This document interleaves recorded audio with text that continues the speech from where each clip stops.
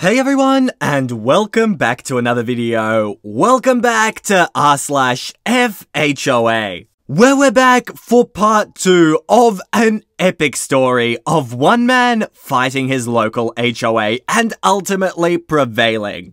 Now, if you haven't seen part 1, I'll make it flash in the top right-hand corner right now. Go watch that one first, that'll give you some context of what actually happens. So now, let's get into the second half of the story, and boy am I excited for it. Part 4. After I revealed that the board had been falsifying meeting minutes and election results combined with their behaviour at the annual meeting, their reputation in the community was at an all-time low. So for a few months, once again, things were relatively quiet. A few months later, we all received a rather large package in the mail from Star Management Company. Since the HOA only has 99 houses and very little common area, we had been self-managed, so none of us knew who Star Management was. Well, it appeared that the HOA had decided to hire a management company without telling anyone. After talking about the new management company, there followed several pages of new architectural guidelines. When built, the only colour option was white. Over the years, this had been expanded to include various shades of tan and brown. But McFife was now paring back the choices with the goal of eventually returning to only white. And then, what followed was 15 pages of newly created use restriction after use restriction after use restriction. The new rules that they had made up micromanaged every single aspect of your property. Front, back, what you can have inside your garage, how long you can leave your garage door open, and they were trying to dictate the inside of the house too. Essentially, these are the CC&Rs that our very own version of Barney Fife wishes he had at his disposal, but since they didn't exist, he just created them up entirely out of thin air. Needless to say, several of us were on the phone to an attorney the very next day. The two attorneys that reviewed the documents were literally laughing and shaking their heads as they read it. They stated that they either just manufactured this themselves, or if they paid someone for this, they need to ask for their money back. The guidelines were so vague and flexible that it gave the board the ability to fine anyone, for anything, at any time that they wanted to, at their discretion. The interpretations could vary from year to year and member to member depending on the whims of the then current board, leaving the homeowners in the dark as to whether they were in violation of any given rule. Until they start receiving violation letters. And then, who knows, maybe the next board will interpret it differently. Fully 90% of the houses were in violation of something under the new rules. Most houses had multiple violations. Many of the rules were specifically crafted to target certain people in the community that they didn't like. There were at least 3 rules that were created just for me. As written and ratified in our attorney's opinion, if they actually attempted to enforce most of this, they would have been opening themselves up for repeated lawsuits.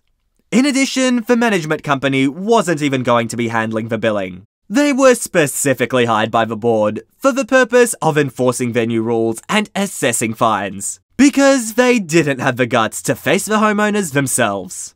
We knew that they were going to be providing them a hit list of people that they wanted to go after, while their friends and neighbours would remain exempt, because that was consistent with their previous track record. And there was nothing to indicate that this would change. Word of what they'd done spread like wildfire. I had furious people stopping me in the streets, emailing, calling, showing up at the front door, all saying similar things. Who the hell do these people think they are, and what can we do about it? If these were the rules that were in effect when I looked at this house, I would never have bought it. I would have told the agent to keep looking. I won't live under this BS. I'll move first.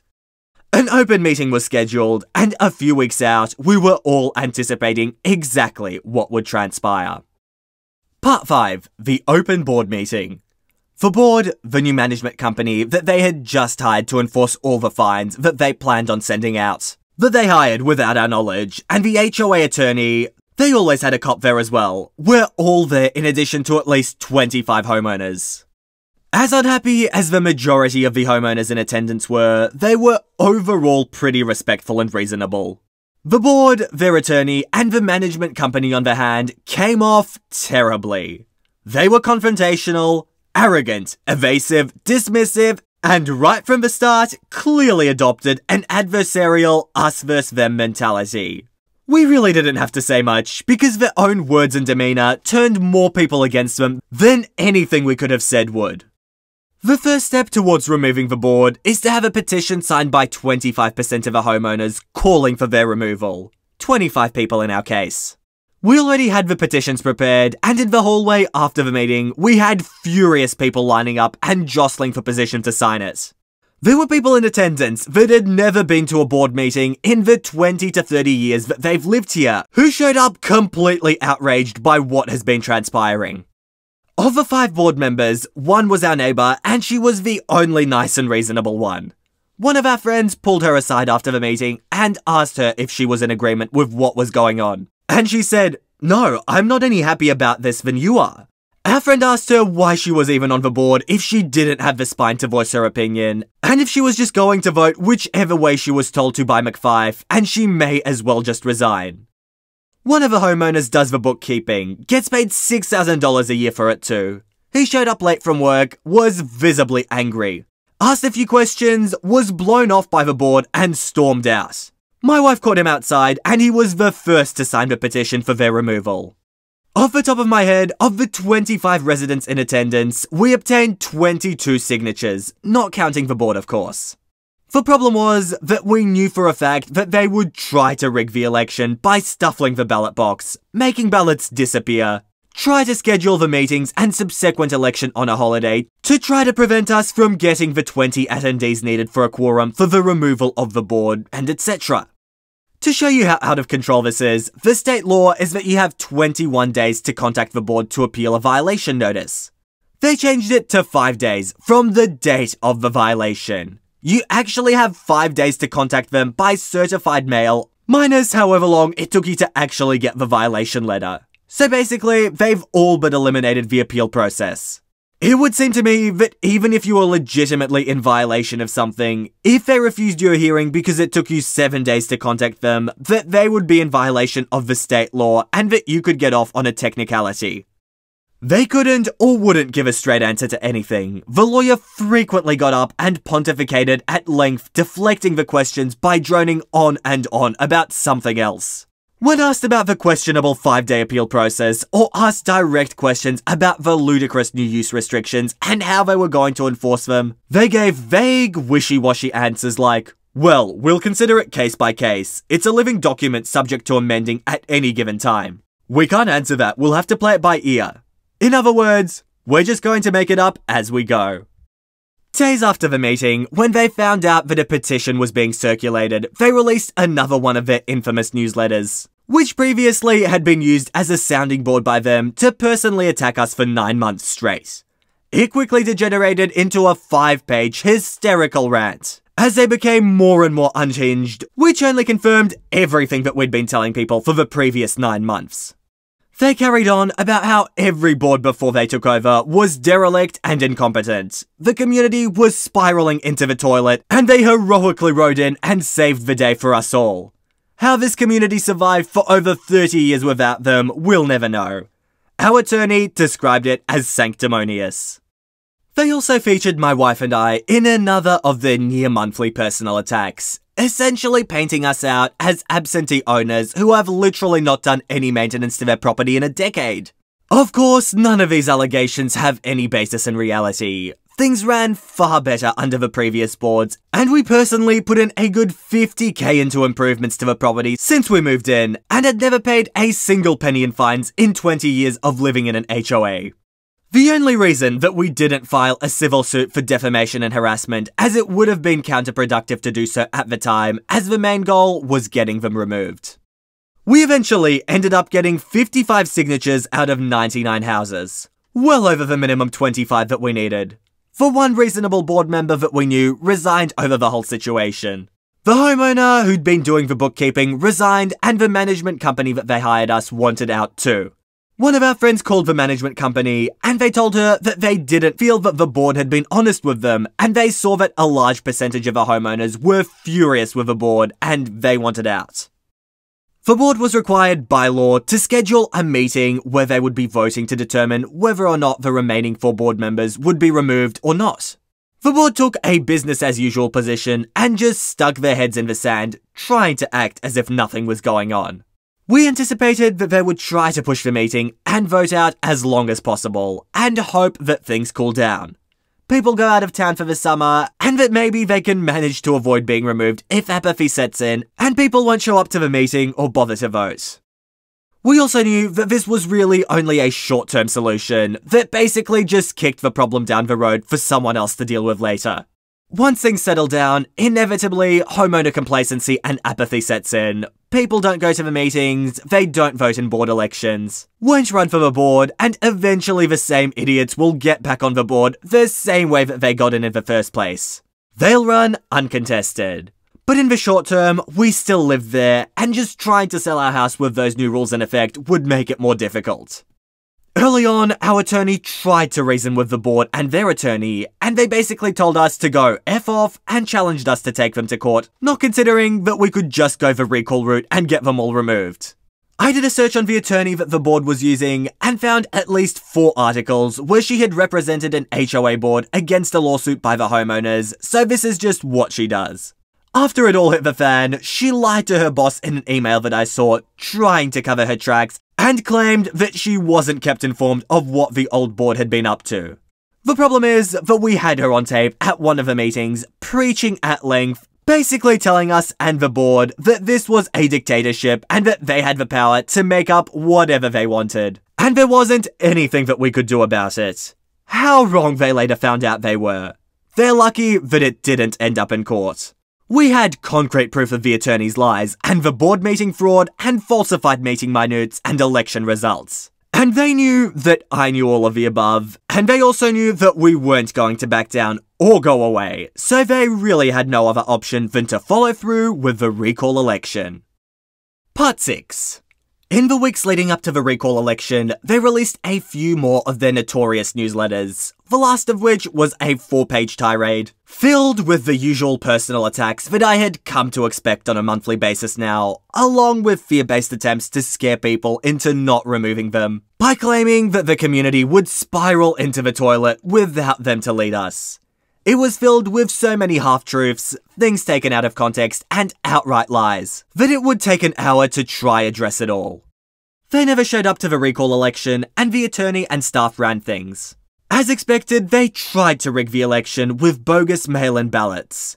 It wasn't too hard to figure out about half a dozen or so snowbirds, absentee owners, etc., who are almost certainly out of town and not likely to show up to the vote. We also knew that it wouldn't do them any good. In the end, it didn't matter. The 4 of them lost by a landslide and were all removed. An election was scheduled to appoint a new board. The conclusion of the meeting was pretty funny because I happened to be standing by the exit door and everyone wanted to shake my hand on the way out like it was a receiving line. At least half a dozen people came up afterwards and said that they wanted to personally thank me for all the time and hard work that I'd put in to get this done, which I appreciated. We anticipated that the now former board members would still try to find some way that they could contest the results, but they never did as they had no legal basis on which they could. A new board was elected after the recall. McFife attempted to run, even though he was just thrown out and wasn't eligible. To add insult to injury, my wife got elected, and by accident or design, she had the honor at the next board meeting of detailing to everyone how all the crazy rules that the old board dreamt up had been removed. Among the many things wrong with what they did, the old board essentially committed fraud with the paperwork that had been filed. At the first meeting of the new board, the new HOA attorney stated it was virtually unheard of for 2 people to get an entire board removed, and that it must have been a lot of work. Yeah, it cost us $5,000 plus in legal fees, and at times I was devoting 25 to 30 hours a week on it. In the following months, McFife seemed to become more and more unhinged. He started sending threatening and harassing letters to board members' homes, the management company, and the HOA attorney. The attorney dealt with him, but when he didn't get what he wanted, his crazy rules reinstated, he completely lost it. He and his wife started regularly patrolling the neighborhood, clipboards and cameras in hand. We still hadn't sold our old house yet, and at one point our agent got a call from an agent that had just tried to show the house. Apparently, McFife confronted them and the potential buyers in our driveway, telling them, if you buy this house, you'd better maintain it the way I like it. The previous owners had been warned repeatedly, and now so have you. Needless to say, it didn't give the buyers the best impression of the neighborhood. I had to email him and told him that if I got another call that the agents and buyers were being harassed, that I would call our attorney and have a restraining order taken out against him, and that seemed to put an end to it. Everyone was wondering what he was up to, but for the most part, just ignored him. A few months later, he was at it again, but this time sending out multi-page tirades filled with wild claims, conspiracy theories concerning the new board. He demanded that his rules be put back into place, claimed that he had been defamed and was now expecting an apology, posted pictures of all the houses that they didn't approve of, claimed that the whole place was spiraling down the toilets since they were removed and was on the verge of becoming a ghetto, and that only by reinstating his rules and the old board would they be able to bring it back from the abyss. In addition, he also claimed that every previous board was derelict in their duties and only he and his minions knew what was best for the community. He went so far as to put up a website dedicated to this insanity. It looked a bit like the old TimeCube website, all different types of fonts of various colors and sizes.